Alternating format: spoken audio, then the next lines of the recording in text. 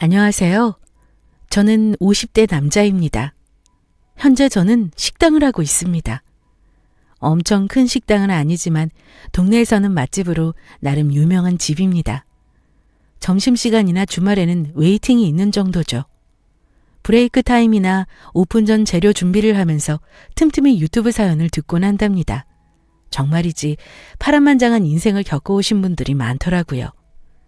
사연 속의 분들 얘기가 제게 위로가 되기도 하지만 일부 사연들은 마치 내가 겪었던 일인 것처럼 가슴이 아파옵니다. 심지어 실제로도 가슴 아팠던 제 과거가 떠오르기도 하네요. 오늘 사연을 적게 된 연유도 제가 겪은 기억을 여러분께 들려드리기 위함입니다. 아직까지도 저와 아내에게 아프게 남아있는 기억이지만 여러분들하고 마음을 나누다 보면 괜찮아지겠죠? 그래서 부끄럽지만 제 이야기를 해볼까 합니다. 제 이야기가 어떻게 들릴지 모르겠지만 재미있게 들어주세요. 그럼 지금부터 제 이야기를 시작하겠습니다. 우와, 성환이 오늘도 차 타고 왔나 봐. 얘들아, 이리 와봐. 성환이 도시락에 소시지 엄청 많아. 어린 시절 저는 친구들의 부러움을 한몸에 받는 아이였어요. 제가 어려서부터 남다른 집에서 컸기 때문이죠. 왜냐고요? 꽤 유명한 중견기업 회장이 저희 아버지셨으니까요. 성환이 오늘 학교에서 배워온 거 정리해서 얘기해봐라. 네? 그게... 오늘은요, 학교에서 축구도 하고요. 아버지가 그런 거 궁금해서 물어본 거야? 어떤 과목에서 뭘 배웠는지 그걸 얘기해야지. 그래야 그 학교 선생들 수준을 알고 다니냐? 네. 제 아버지는 엄격하고 자기 기준이 굉장히 정확하신 분이었습니다. 아버지는 제가 초등학교에 들어가기 전부터 기본 예절, 한자, 영어, 사회, 경제 등 제가 후견인이 되길 바라시면서 공부를 가르쳤어요. 공부하고 예의를 배우고 어떻게 하면 자기 의견을 사람들에게 영향력 있게 펼칠 수 있는지 배우는 이유. 단 한 가지였죠. 성환이 너는 우리 집 유일한 핏줄이야. 그런 만큼 너는 무조건 이 아비 뒤를 이어야 한다. 저는 아버지를 뒤따라 가업을 운영해야 한다는 중압감이 있었습니다. 지금 생각해보면 그땐 아무것도 몰랐던 것 같군요. 지금이라면 절대 그렇게 살지 않았을 텐데 말이죠. 그래도 제 생활면으로는 다른 친구들에 비해 넉넉하게 키워주신 건 감사할 따름이었습니다. 그래서인지 제가 어떻게 처신해야 되는지 알겠더군요. 어려서 눈치도 빨랐고 아버지의 기대에 부응해야겠다는 생각으로 청춘을 바쳤으니까요. 대학도 아버지의 결정으로 경영학을 전공했습니다. 엄마, 나 전공만이라도 내가 원하는 거 하면 안 돼? 그 기대에 맞춰 살다 보니 기계처럼 살아가는 건 아닌가 하며 비뚤어질 때도 있었습니다. 성환아, 어려운 거 알잖아. 대학까지만 아버지가 원하는 대로 하자. 그 후에는 엄마가 어떻게든 성환이 너 하고 싶은 미술 할 수 있게 해줄게. 그럴 때마다 어머니는 저를 사랑으로 대해주셨던 분이셨고요. 대학을 졸업하고 세상에 대해 경험도 하고 싶고 연애도 하고 싶고 친구들하고 놀러 가기도 하고 싶었지만 꿈은 무너졌죠. 미술은 무슨? 내가 항상 얘기했을 텐데. 만호 너 지금까지 이렇게 잘 살아온 게 누구 덕인데? 네가 뭐 때문에 이렇게 남부럽지 않게 살았는데? 잔말 말고 회사로 들어와. 하지만 대학 졸업 후 저는 아버지의 결정대로 움직여야 했죠. 결국 저는 하고 싶어 하던 미술을 뒤로 한 채 아버지 회사로 들어가게 됐습니다. 그래도 이왕 하는 거 잘해보기로 결심했어요. 어쩌면 이 분야에서 내가 하고 싶었던 미술을 접목시킬 수 있을지 모른다는 생각이 들었죠. 저희 아버지 회사는 의류회사였기 때문입니다. 그림 그리는 일도 아니고 회사 일은 제가 그렇게 소질이 있는 것 같지는 않았습니다. 하지만 배워보기로 한 거죠. 성환 씨, 여기 이 부분이 잘 안 맞는 것 같은데? 아버지 회사 의류 공장에서부터 일을 배워나가기 시작했습니다. 아주 말단부터 시작했어요. 재단은 어떻게 하는지, 디자이너가 해온 디자인을 실제로 공장에서 어떻게 만들어내는지, 색을 어떤 식으로 입히는지 등등 배워야 할 게 산더미 같았습니다. 하지만 의욕만큼 결과는 나오지 않더라고요. 제가 하고 싶어서 하는 일은 아니어서 그랬는지 능률이 좋은 편은 아니었고 일은 고되고 머리는 아팠습니다. 같이 일하시는 분들은 일은 힘들지만 머릿속은 복잡하지 않은 것 같았는데 저는 머리, 몸, 마음까지 전부 복잡하고 힘들었습니다. 제 공장 생활에서 유일한 낙은 밖에 나와 마스크를 벗고 상쾌한 공기를 마시며 담배를 피우는 그 순간이었습니다. 아내와 처음 만나던 그날도 저는 온갖 기력이 빨리고 풀죽은 모습으로 공장 밖에 앉아 있었습니다. 밖에서 담배 하나 피우고 있는데 경유분이 와서 말을 걸었죠. 몇 살이에요? 복숭아 향이 나던 그 여자는 제게 아이스 커피를 주었습니다. 그 다음 날, 또 그 다음 날, 제가 밖에서 담배를 피우고 있으면 어떻게 알았는지 커피를 타줬습니다. 그렇게 저희는 쉬는 시간을 통해 서로 가까워졌고 상냥하고 다정하던 그 여자는 제가 회사에 적응하고 자리를 잡게 도와줬습니다. 그렇게 지내며 저와 그 사람은 미래를 약속하는 사이가 되었죠. 나 옷 어때? 나름 차려입는다고 했는데 잘 모르겠어. 그리고 이거 홍삼 좋아하실까? 내가 준비하긴 했는데. 그럼 좋아하시겠지. 옷도 단정하니 좋아. 어르신들이 딱 좋아하는 스타일이야. 센스 굿. 대망의 그날, 저희는 본격적으로 결혼을 준비하기 시작했어요. 그 첫 번째 스텝으로 아내와 저는 저희 집으로 인사를 갔습니다. 아내에게는 저희 집에 대해서 많은 걸 알리지 않았어요. 어떻게 말을 꺼내야 할까 걱정도 됐고 아내가 놀라지 않을까 걱정했기 때문이었죠. 부모님 없이 크면서 힘들게 살아온 아내이기에 상처를 주고 싶은 생각은 없었습니다. 지금 생각해보면 이런 모자란 제 생각 때문에 아내는 더욱더 상처를 받았던 것 같았죠. 나 너무 떨린다. 자기 집 가는 건데 왜 성환 씨가 더 떨려해? 몰라. 괜히 떨리네. 저희 집으로 가는 길, 저와 아내는 희망에 부풀었습니다. 그럴 때 있잖아요. 왠지 모든 게 잘 될 것 같은 느낌. 하지만 저희 동네에 도착하고 저희 집을 향해 걸음을 뗄 때마다 아내는 많이 놀란 눈치였습니다. 제 가정사가 힘들어 공장에 일하다 운이 좋아서 본사로 발령받은 줄 알고 있었기 때문이었죠. 지금 생각해보면 큰 주택으로 들어가니 놀랄 수밖에 없다고 생각이 드네요.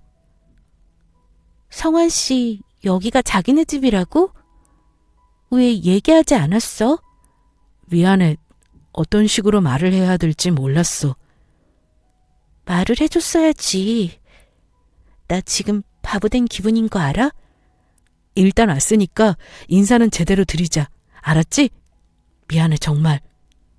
어떡해. 내가 너무 별 볼 일 없다. 왜 그렇게 생각해? 내가 당신 아니었으면 그 회사에서 버틸 수나 있었겠어? 당신은 나를 이끌어준 대단한 사람이야. 그러니까 이상한 생각하지 마. 저희는 그렇게 약간은 무거운 분위기 속에서 집으로 들어갔습니다. 집에 들어서니 어머니가 저희를 맞이해 주셨죠. 어머니는 며느리 될 사람이 어떤 사람인지 궁금해하는 눈치셨습니다. 아버지는 걱정 어린 눈빛으로 바라보며 집 마당 멀리서 담배를 태우면서 서 계셨습니다. 그리고 제가 데려온 제 여자이기에 두 분 다 노력하시려고 하셨던 것 같아요. 하지만 분위기는 차가워지기 시작했습니다. 그래요? 회사에 다닌다고 했나요? 아, 네. 상환기업에 다니고 있습니다. 상환기업? 거기서 뭘 하는데? 순간 아버지의 태도가 심상치 않았죠. 상환기업 소속 섬유공장에서 격리를 맡고 있습니다. 순간 아버지와 어머니는 많이 놀라신 듯 저를 쳐다봤습니다. 아버지의 표정은 당연히 서늘했어요. 하지만 제가 가장 놀랐던 건 저희 어머니의 표정이었습니다. 분명 나에게 한없이 다정한 분이었는데 정말 차가운 표정으로 제 아내를 바라보고 계셨죠. 내가 거기 회장인 거 알고 있나? 네? 아니요.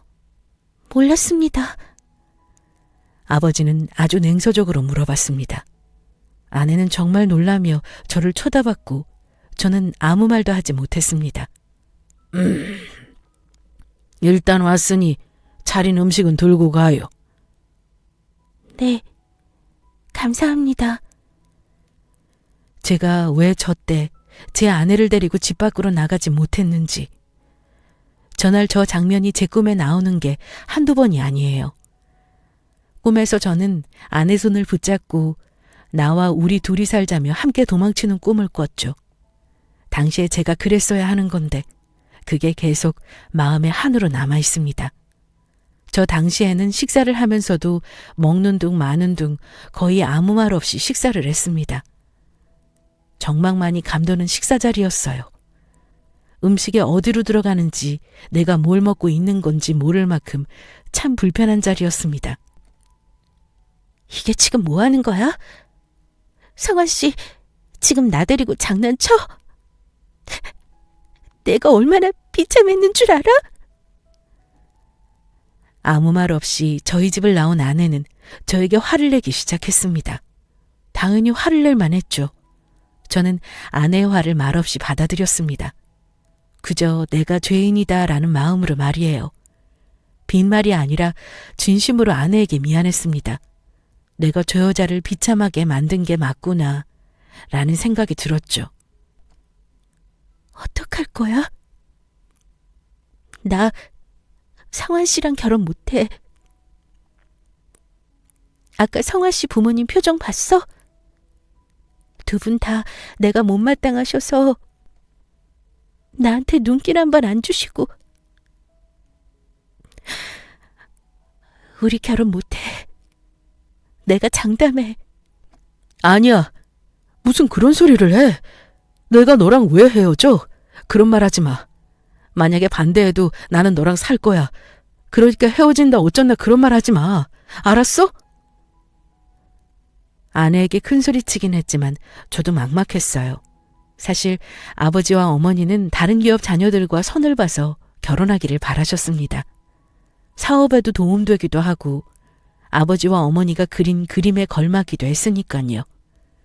하지만 저는 제가 사랑하는 사람과 결혼을 하고 싶었습니다. 그리고 저희 아내가 없었다면 전 그 회사를 포기했을 수도 있었죠. 아내는 저에게 은인이었습니다. 엄마, 제발 나 좀 도와줘요.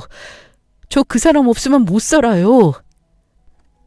성환이 너 진짜 엄마 알아눕는 거 보고 싶어서 그러는 거야? 대체 너 왜 이렇게 됐어? 내가 무슨 죄 짓는 것도 아니고 아버지랑 엄마야말로 왜 그러는 건데? 평생 아버지랑 엄마 뜻대로 움직여줬으면 된 거 아니야? 결혼 하나도 내 마음대로 못하냐고. 엄마 말이라면 그렇게 잘 듣던 애가 여자 하나 때문에 왜 이러냐고. 너 아버지 쓰러지시는 꼴 볼 거야? 어?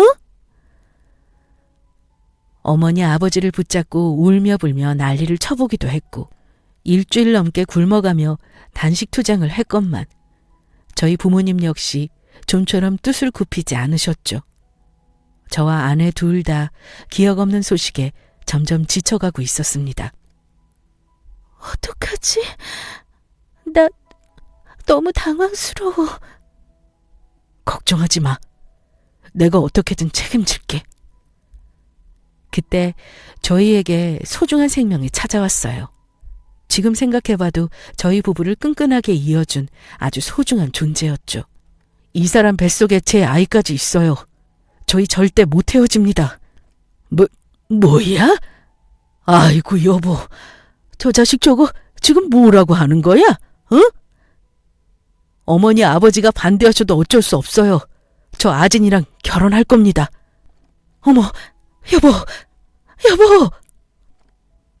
저희의 갑작스런 임신 소식에 부모님은 몇 날 며칠을 알아놓으셨어요.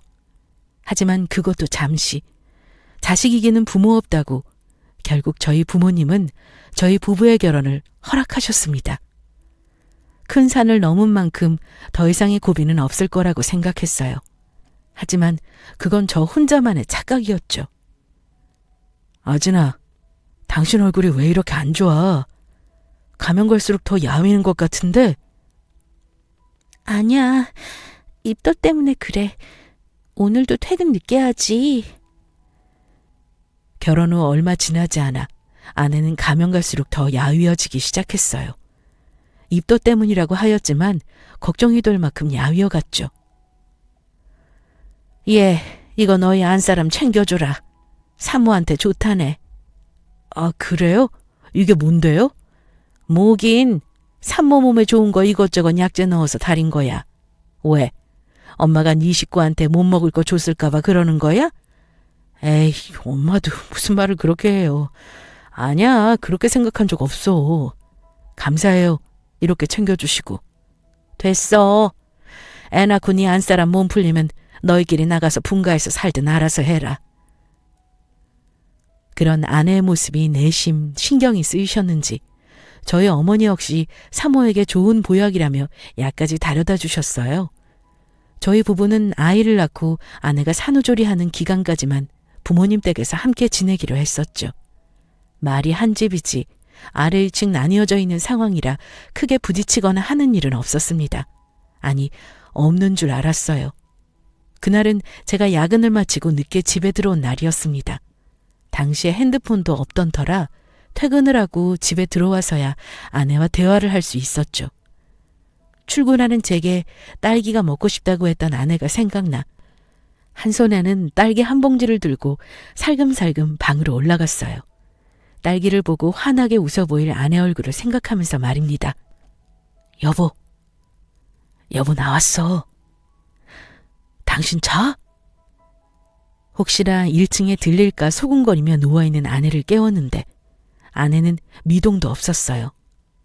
여보, 당신 자는 거야? 딸기 사왔는데 딸기 좀 먹어봐. 여보, 나 배가 너무 아파. 살며시 들춘 이불 안에는 식은땀을 뻘뻘 흘리는 아내가 누워 있었습니다. 잔뜩 웅크린 채 말이에요. 여보, 당신 괜찮아? 당장 병원 가자. 지체할 필요도 없었죠. 저는 아내를 들쳐업고 당장 병원으로 향했습니다.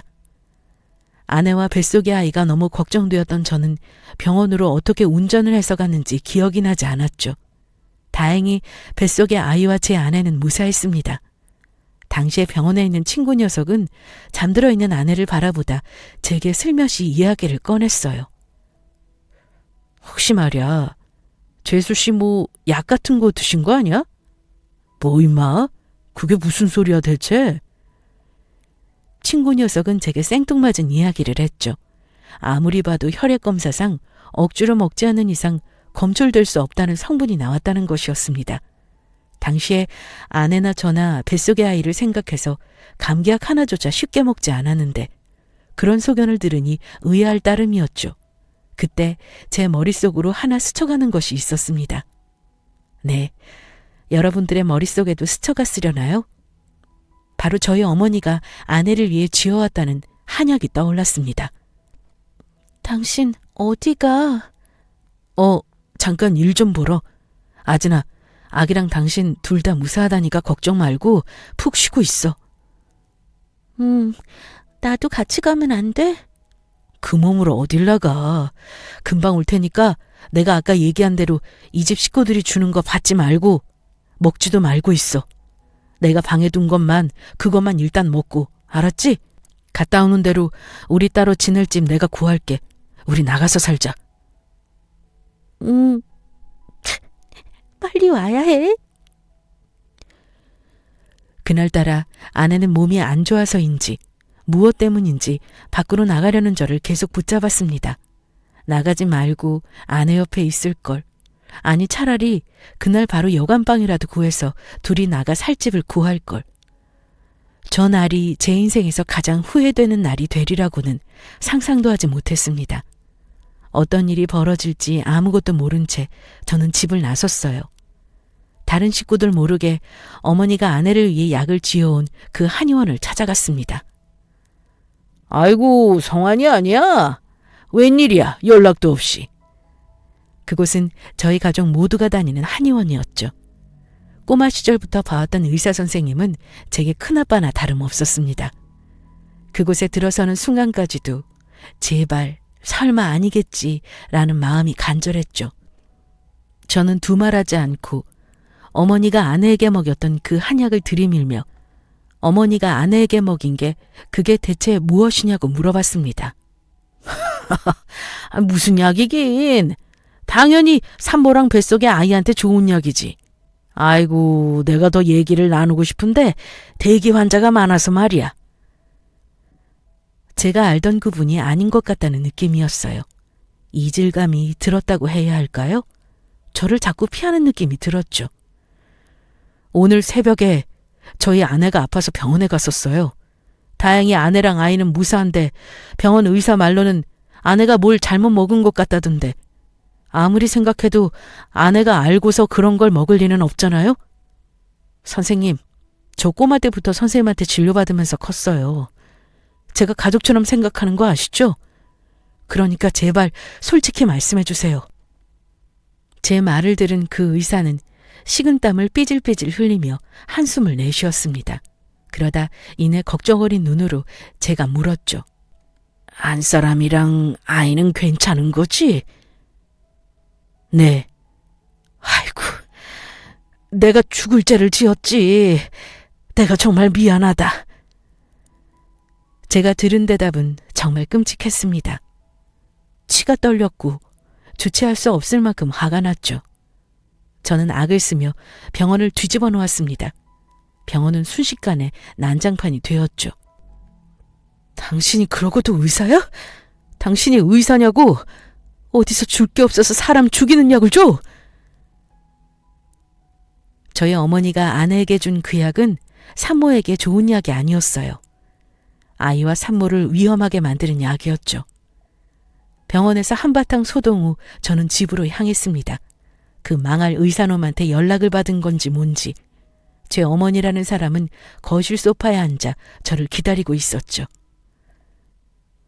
얘 성환아, 네가 무슨 말을 듣고 왔는지 모르겠는데 일단 앉아서 엄마랑 얘기 좀 하자. 저희 오늘부로 나가서 지낼게요. 그리고 앞으로 별일 없을 겁니다. 얘 성환아, 아들! 어머니의 부름을 무시하고 2층에 있는 저희 방 안으로 들어갔어요. 여보, 일단 우리 필요한 짐 먼저 챙기자. 평소라면 제가 찾기도 전에 방문 앞에서 저를 기다렸을 아내인데 방 안에도 2층 어디에도 1층에도 마당에도 집안 어디에도 아내의 모습을 볼 수 없었어요. 저는 미친 사람처럼 온 집안을 다 헤집어대기 시작했습니다. 얘가 정말 왜 이래? 갑자기 집을 나가겠다더니 왜 집안을 헤집고 다녀 갑자기? 아유 성환아, 너 왜 이래? 아줌마 봐서라도 좀 진정해봐. 응? 저를 말리는 어머니와 가사도우미 이모님의 말소리는 하나도 들리지 않았어요. 사라진 아내 생각뿐이었죠. 짧은 글이 적힌 메모 하나도 남겨두지 않고 아내는 그렇게 사라졌습니다. 너 정말 이럴 거야? 아내가 떠나고 난 뒤 저는 충격을 받아 병원에 누워있게 되었어요. 정확히 말하자면 아내가 그렇게 집을 나가고 몇 개월 내내 술에만 매달려 있었죠. 아침이 오면 미친 사람처럼 집을 나서서 서울을, 어느 날은 아내 고향까지 미친 듯이 아내를 찾아다녔습니다. 그러다 저녁이 오면 술로 아내에 대한 그리움을 달랬죠.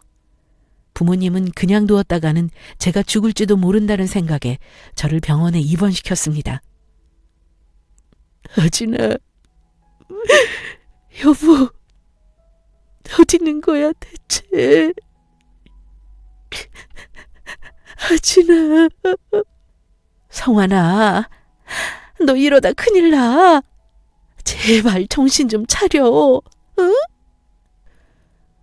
어머니가 찾아와 병간호를 해주셨지만 저는 계속해서 울음이 멈추질 않았고 늘 죽을 것 같다고 생각했습니다.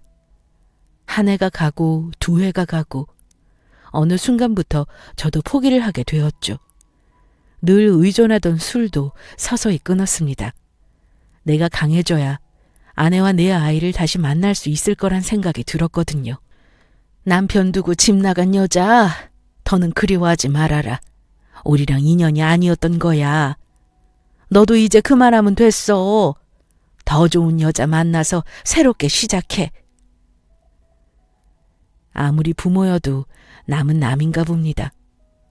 어머니와 아버지는 이미 떠난 사람 잊고 새 출발하라며 일면식 없는 여자들 사진을 내밀었어요. 내가 알아서 살게요.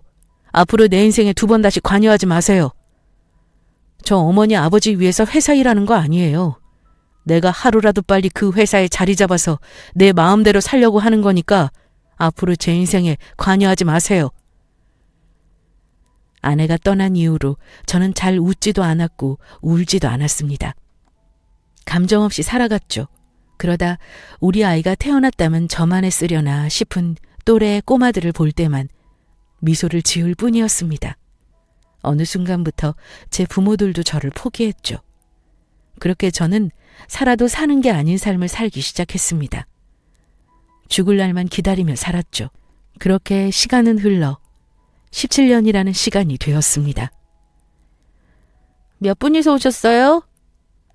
예, 혼자입니다. 돼지국밥 한 그릇만 주세요. 재작년 3월 저는 부산에 내려가게 되었어요. 새로 지는 공장 때문이었죠. 서울을 벗어나니 조금은 살 것 같더군요. 진작 서울을 벗어날 걸 왜 그리 고통스러워하며 살았는지 참 멍청하다는 생각이 들었습니다. 특히나 부산은 아내의 고향이기도 해서 저한테는 더욱 특별한 곳이었죠.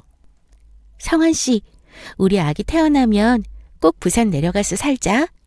그래, 그러자. 우리 아기한테 바다도 실컷 보여주고. 아기가 태어나면 꼭 자기 고향으로 내려가 살자던 아내였는데 17년이 지난 제 옆엔 아무도 없었죠. 실제로도 아무도 없었습니다. 혼자 지내다 보니 밥은 늘 사먹는 편이었어요. 그날도 어김없이 끼니를 해결하러 눈에 보이는 곳 아무 곳이나 들어갔죠. 영업하시나요?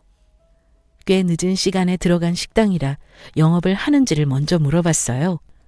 식당 주인은 부엌안에서 정신이 없는 듯 했죠. 네, 편하신 자리에 앉으세요. 자리에 앉아 어김없이 국밥을 먹었습니다. 참 맛있는 국밥이었어요. 다른 손님들은 슬슬 자리에서 일어나 식당을 빠져나가고 있었죠. 사장님, 얼른 들어가세요. 오늘 너무 무리하셨어. 가게 종업원들도 슬슬 마감을 준비하는 눈치였죠. 그럴까요? 미안해요. 그럼 나 먼저 들어가요. 익숙한 목소리였어요. 고개를 들어 소리나는 쪽을 본 저는 그대로 다시 고개를 푹 숙였습니다. 심장이 미친 듯이 뛰었고 어찌할 바를 몰랐어요. 제가 본 그 여자는 17년 전 저를 떠난 제 아내와 너무 닮아 있었기 때문입니다.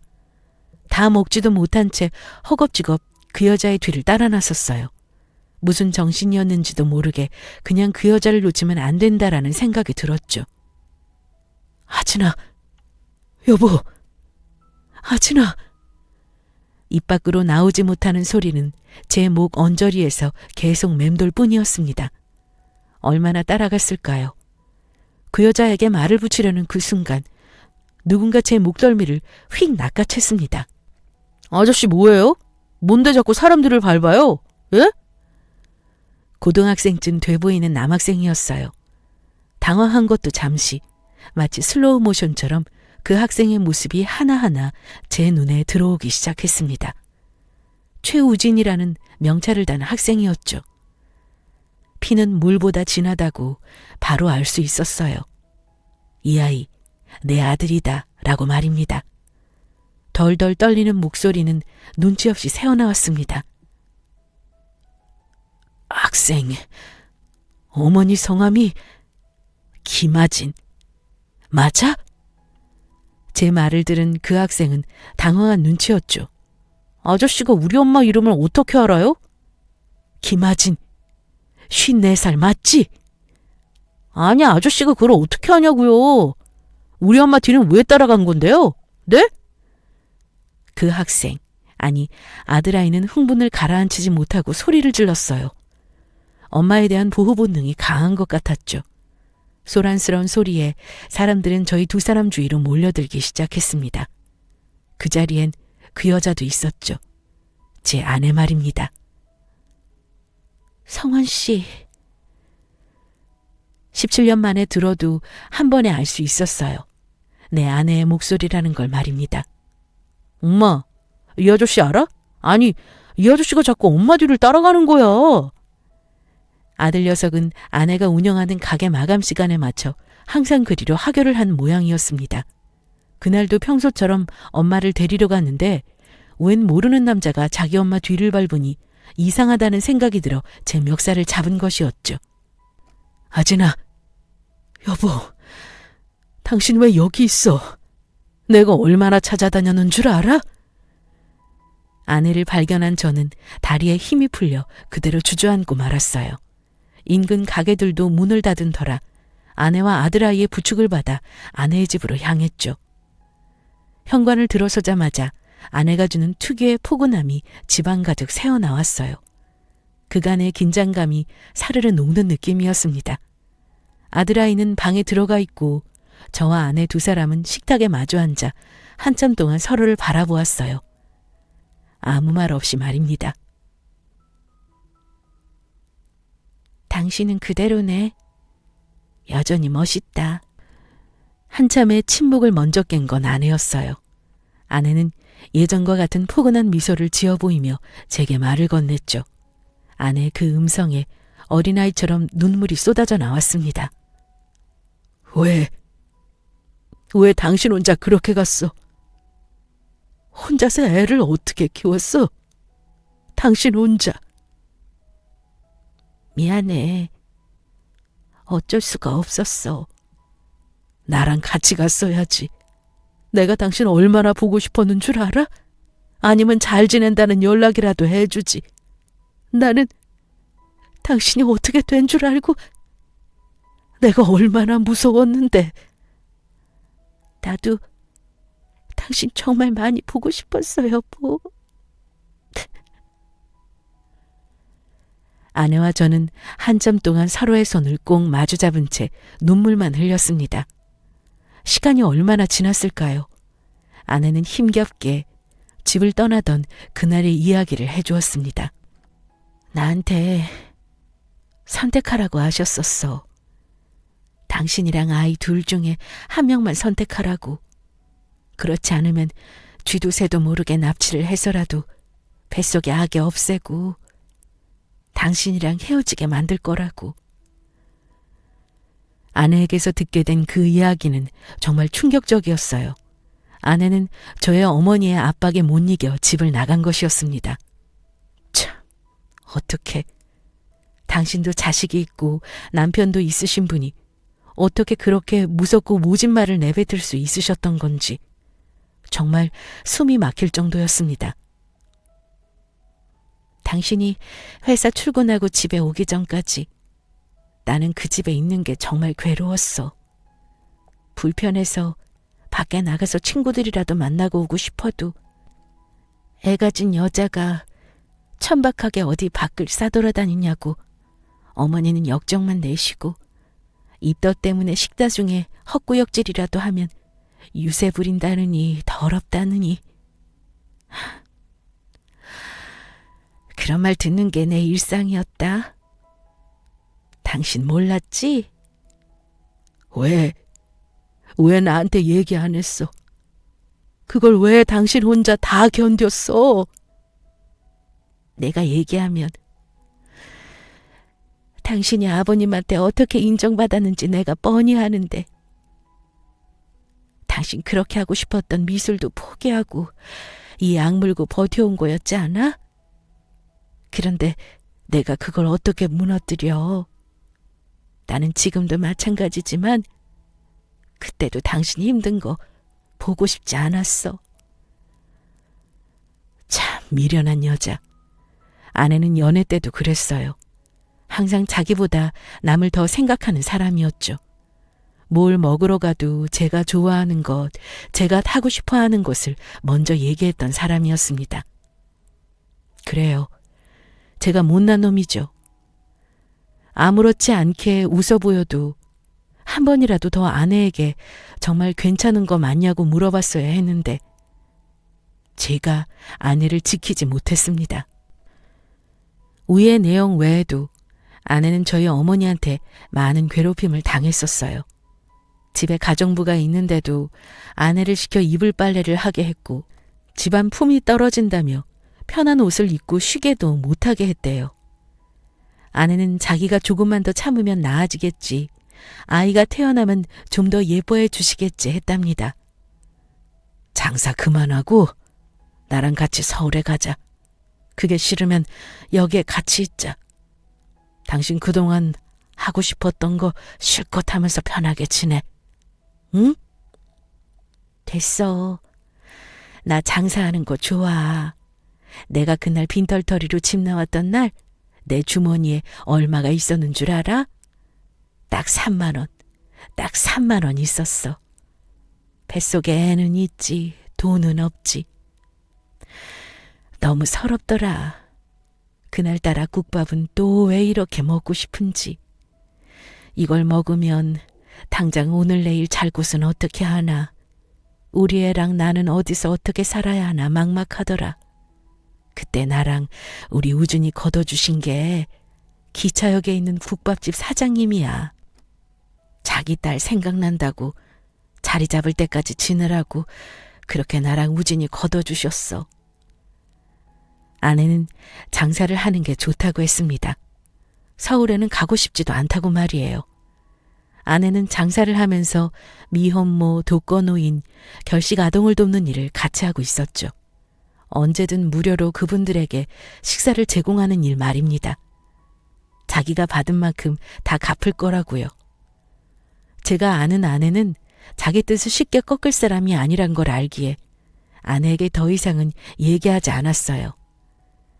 아들아이도 처음에는 제 존재를 어려워했죠. 저는 그런 아들아이를 기다려주며 천천히 다가갔습니다.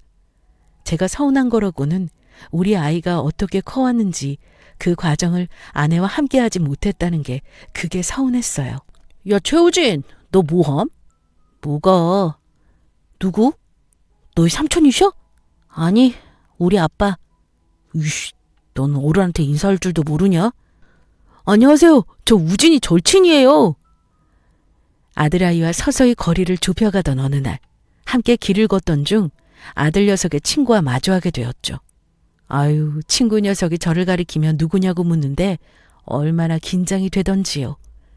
아들아이는 저를 잠깐 바라보다 자기 아빠라고 소개해줬습니다.